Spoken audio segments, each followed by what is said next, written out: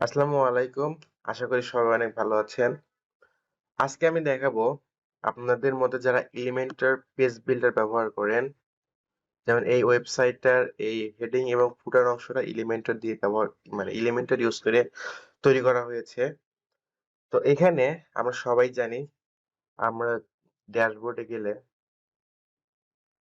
এখান থেকে এলিমেন্টর থেকে সেটিংস এর মধ্যে ফিচার্স নামে একটা অপশন আছে।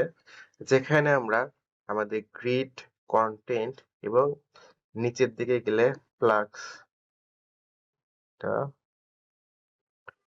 ফ্লাক্স কন্টেইনার আমরা এখানে কিন্তু ২ টা অপশন পাচ্ছি। একটা হচ্ছে গ্রিড কন্টেইনার আর একটা হচ্ছে ফ্লাক্স কন্টেইনার। ২ টাই কিন্তু আমাদের ওয়েব ডিজাইনের ক্ষেত্রে অনেক কাজে লাগে। তো কখন আমরা কোনটা ব্যবহার করব এবং কোনটা ব্যবহার করলে আমরা পারফেক্টলি একটা ডিজাইন তৈরি করতে পারবো, আমি এখানে এই জিনিসটাই আপনাদের দেখানোর জন্য এই টিউটোরিয়ালটা করতেছি। যেখানে আমার ২ টাই অন করা আছে। ফ্লাগ কন্টেইনার থেকে এখানে নরমালি ডিফল্ট দেয়া থাকে। আমি এখানে অ্যাক্টিভ করেছি এবং উপরে সেম ভাবে অ্যাক্টিভ করার পরে এখানে সেভ চেঞ্জেস এ ক্লিক করলে আমাদের এটা সেভ চেঞ্জ হয়ে যাচ্ছে। এটা আশা করি সবাই অনেক সহজে বুঝতে পারছেন। আমাদের এখানে পেজেস আছে। পেজেস থেকে আমি এখানে যেকোনো একটা পেজকে সিলেক্ট করি। যেমন অ্যাবাউট আস পেজটা। আমরা এখান থেকে এডিট অপশনে যাচ্ছি। এখানে এডিট উইথ এলিমেন্টর।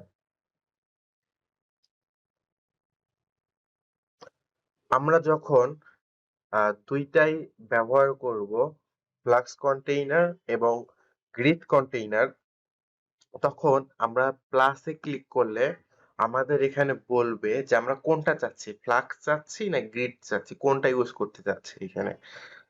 এইটা নরমালি আমরা ওয়েবসাইট ডিজাইনের ক্ষেত্রে ফ্লাক্স বক্সটাই ইউজ করব, বাট গ্রিডটা ইউজ করব যখন আমরা কোনো একটা সার্ভিস সেকশন তৈরি করব। যেমন আমি ফ্লাক্সটা নিলাম এবং এখান থেকে আমাদের ডাইরেকশন রো যেটা সেটা এখানে ব্যবহার করছি। ধরেন এখানে আমরা আমাদের ৪ টা সার্ভিস এখানে ইনক্লুড করতে চাচ্ছি। তো ফার্স্ট এ আমরা এখান থেকে একটা কন্টেইনার নিচ্ছি এবং এখান থেকে কিন্তু চেঞ্জ করা যায়। লেআউট থেকে ফ্লাক্স এবং গ্রিড ইউজ করা যায়। আমাদের এখানে কনটেন্ট হোয়াইট দেয়া আছে বক্সড। আমরা এখান থেকে ফুল হোয়াইটটা নিচ্ছি এবং আমরা আমরা এখানে যেহেতু ৪ টা বক্স করব সেহেতু 50% করে নেই এখানে। ডুপ্লিকেট অ্যান্ড ডুপ্লিকেট, এখানেও ডুপ্লিকেট। এখানে আমরা চাচ্ছি যে উপরের ২ টা অংশ থাকবে এবং নিচের ২ টা কন্টেইনার থাকবে। মানে কন্টেইনারটা যে আছে ৪ টা কন্টেইনার এর মধ্যে ১ম ২ টা থাকবে উপরে এবং পরের ২ টা থাকবে নিচে। আমরা জাস্ট এখানে একটা আইকন বক্স ইউজ করি। আইকন বক্স জাস্ট কপি করে এখানে আমরা পেস্ট করে দেই সবগুলার মধ্যেই। সবগুলোর মধ্যে একটা করে আইকন বক্স আমরা এখানে পেস্ট করলাম। তাহলে আমরা এই বক্সটায় যদি এখান থেকে র‍্যাপটা র‍্যাপ করে দেই, সেই ক্ষেত্রে কিন্তু সবগুলোই নিচে হয়ে যাচ্ছে। কারণ এখানে আমাদের গ্যাপ আছে 20 পিক্সেল। এখানে এই গ্যাপটা যদি আমরা 0 করি, সেই ক্ষেত্রে কিন্তু আমাদের ডিজাইনটা এখন, যদি এখানে আমরা র‍্যাপটা 0 করি, সেই ক্ষেত্রে কিন্তু আমাদের ডিজাইনটা এখানে এখন ঠিকভাবে শো করতেছে। বাট এর কারণে আমাদের এখানে যে 20 পিক্সেলের যে গ্যাপটা ছিল, সেই গ্যাপটা কিন্তু রিমুভ হয়ে গেছে। সো আমরা যদি এখানে 20 পিক্সেলের গ্যাপটা দিতে চাই, সেক্ষেত্রে কিন্তু এখানে আমাদের যে পার্সেন্টেজটা আছে 50%, এইটা কিন্তু কমাইতে হবে। তাহলে আমরা এই গ্যাপ গুলো এখানে দিতে পারবো। বাট এই জিনিসটা আমরা যদি গ্রিড এর মাধ্যমে করি, ডিসপ্লে গ্রিড, এবং এখান থেকে আমরা বক্স না নিয়ে সরাসরি একটা ডবল কলামের একটা বক্স নিলাম।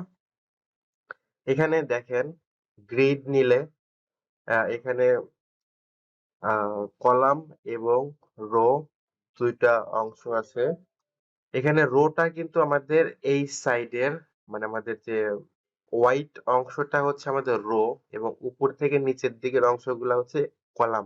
মানে এখানে একটা রো আছে এবং 2টা কলাম আছে। আমরা যেহেতু এখানে 4টা সার্ভিস এড করব, জাস্ট এখানে রোর এখানে 2টা এড করে দিলাম। তাহলে কিন্তু 4টা হলো। আমরা যদি 6টা করতে চাই, তাই আমাদের কলাম বৃদ্ধি করতে হবে। এখানে জাস্ট একটা ক্লিক করলে কিন্তু আমাদের 3টা 6টা হয়ে গেল। এবং এইটার মধ্যে কিন্তু আমরা এখানে ইচ্ছা করলে গ্যাপটাও দিতে পারি 20 পিক্সেল। এটা কিন্তু নিচে নামবে না।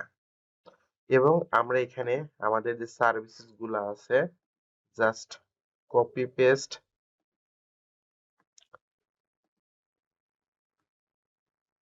পেস্ট এবং পেস্ট অনেক সহজেই কিন্তু আমরা 20% গ্যাপ সহ আমরা কিন্তু এই জিনিসটা কিন্তু করতে পারছি। আমাদের সার্ভিসটা কিন্তু করতে পারছি। এখানে আমাদের কলাম গুলোর কোনো ছোট বড় কোনো কিছুই কিন্তু করতে হয় নাই। খুব ইজিলি আমরা জিনিসটা করতে পারছি। এইরকম নরমালি সার্ভিসেস ক্ষেত্রে আমরা গ্যাপ গুলো আমরা আমাদের সরি গ্রিড ব্যবহার করব এবং নরমালি আমাদের ওয়েব ডিজাইনের ক্ষেত্রে আমরা ফ্লাক্স বক্সটা ইউজ করব। তাহলে খুব সহজেই আপনি একটি সুন্দর ডিজাইন তৈরি করতে পারবেন।